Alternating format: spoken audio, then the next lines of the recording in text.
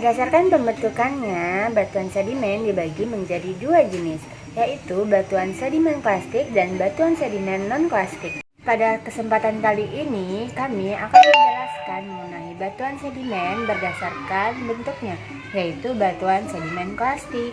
Lalu, apa itu batuan sedimen klastik? Batuan sedimen klastik adalah batuan sedimen yang berasal dari penghancuran batuan lain yang kemudian mengalami transportasi dan pengendapan. Contoh beberapa batuan sedimen klastik yaitu batuan pasir, batuan lempung, batuan serpi, dan batuan konglomerat. Batuan sedimen klastik. Yang dimaksud dengan tekstur batuan sedimen klastik ialah segala kenampakan atau ciri yang menyangkut butir sedimen seperti besar butir, kebundaran, pemilahan, dan kemas. Tekstur batuan sedimen mempunyai arti penting karena mencerminkan proses yang telah dialami batuan tersebut, terutama proses transportasi dan pengendapannya, dan juga dapat digunakan untuk menginterpretasikan lingkungan pengendapan batuan sedimen. Yang pertama ada besar butir atau grain size. Besar butir adalah ukuran diameter butiran yang merupakan unsur utama dari batuan sedimen klastik yang berhubungan dengan tingkat energi pada saat transportasi dan pengendapan. Besar butir ditentukan oleh yang pertama jenis pelapukan, pelapukan kimiawi, butiran halus, pelapukan mekanis, butiran kasar, jenis transportasi, waktu atau jarak transportasi, dan resistensi. 2. Ada pemilahan atau sorting. Yang dimaksud dengan pemilahan atau sorting ialah derajat keseragaman besar butir. Istilah yang dipakai dalam pemilihan adalah terpilah sangat baik, terpilah sedang, terpilah buruk, dan terpilah sangat buruk. Yang ketiga ada kebundaran. Kebundaran atau roughness adalah tingkat kebundaran atau ketajaman sudut butir, di mana tingkat kebundaran tersebut mencerminkan tingkat abrasi selama transportasi dan juga menceritakan laju transportasi butiran tersebut. Istilah-istilah yang dipakai dalam kebundaran adalah sebagai berikut. Ada sangat menyudut, ada subrounded, membundar tanggung, membundar, dan menyudut tanggung, dan sangat membundar. Yang keempat ada kemas atau fabrik. Pengertian kemas atau fabrik adalah sifat hubungan antar butir di dalam suatu massa dasar atau diantaranya semennya, di mana berfungsi sebagai orientasi butir atau packing. Istilah yang dipakai ialah kemas terbuka dan kemas tertutup.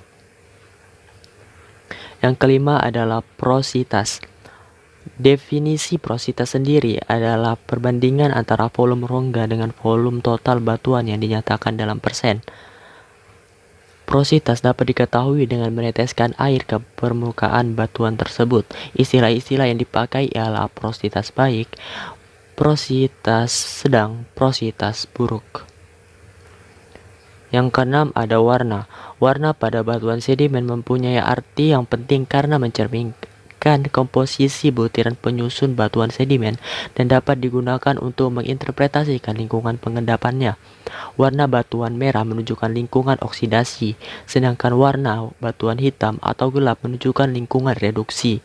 Secara umum, warna pada batuan sedimen dipengaruhi oleh warna mineral pembentukan batuan sedimen, warna menarik atau semen, warna material yang menyelubungi, dan derajat kehalusan butiran penyusunnya.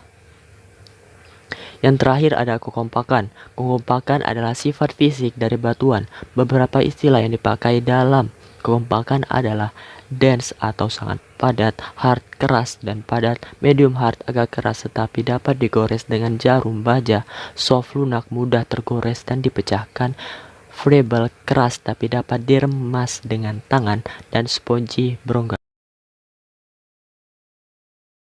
Nama saya Tri Juni. Saya akan menjelaskan tentang penambahan batuan sedimen klastik dan non-klastik. Penamaan batuan sedimen yang dipakai di laboratorium. Adapun penamaan batuan sedimen klastik lebih ditekankan pada ukuran dan bentuk butir dengan perincian sebagai berikut. Yang pertama, untuk butiran yang sama atau lebih kecil dari pasir. Contohnya adalah batuan pasir. Jadi batuan pasir adalah butiran yang berukuran seperti pasir. Kemudian ada juga batuan lempung. Batuan lempung itu batuan yang seperti butiran yang berukuran lempung. Kemudian ada batuan serpi. Batuan serpi adalah batuan lempung yang menunjukkan struktur fisiliti, sifatnya itu seperti belah. Yang kedua, untuk butiran yang lebih besar dari pasir. Contohnya ada konglomerat. Jadi golongan konglomerat itu seperti jika butirannya berbentuk membulat. Kemudian ada batuan breksi. Batuan breksi adalah bila butirannya terbentuk seperti meruncing. Catatannya di sini adalah bila ada percampuran butiran dengan ukuran yang berbeda, maka batuan sedimen klastik tersebut disesuaikan dengan klasifikasi Gilbert.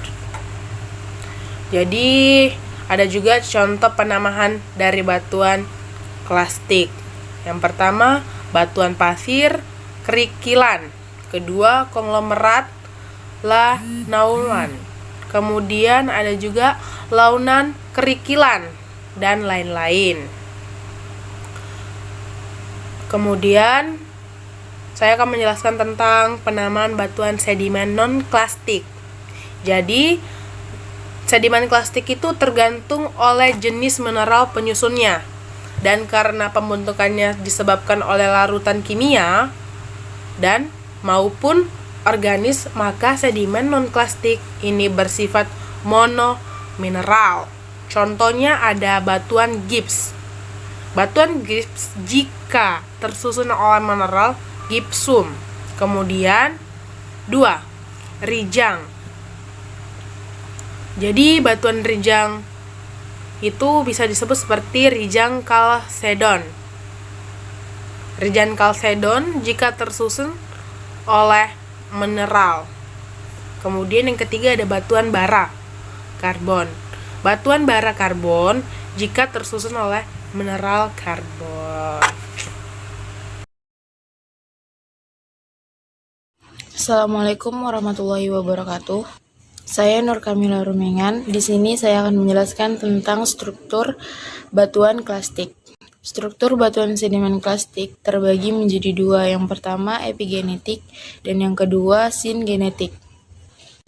Singenetik terbentuk bersamaan dengan sedimentasi, sedangkan epigenetik terbentuk. Di sini saya akan menjelaskan tentang struktur sedimentasi klastik. Pertama ada singenetik dan yang kedua ada epigenetik. Singenetik. Singenetik ini terjadi bersamaan dengan sedimentasi. Struktur singenetik ada dua. Yang pertama secara fisik dan secara biologis. Proses secara fisik ada dua juga, yaitu internal dan eksternal.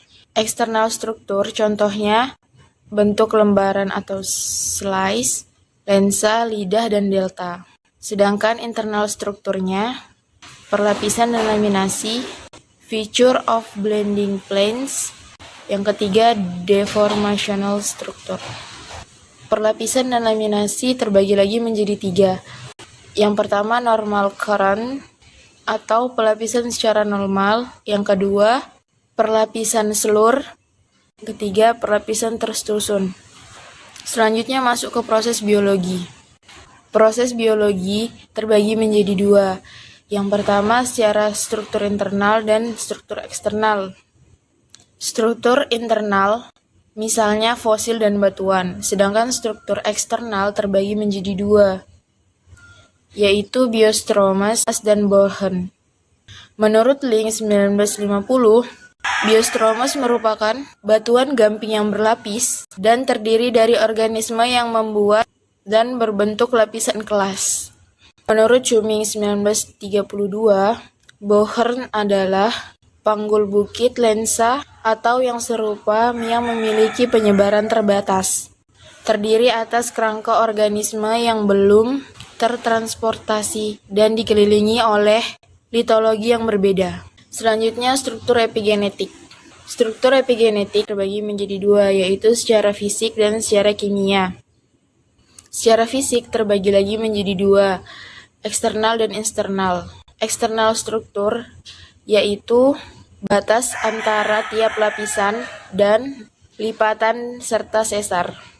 Internal struktur ada clastic deck, yaitu terjadi karena adanya tekanan hidrostatik yang kuat sehingga material seperti diinjeksikan. Proses kimia atau organisme yaitu ada corrosion zone, concretion, stylotils, cone in cone, crystal, mud and cast, sands and dig.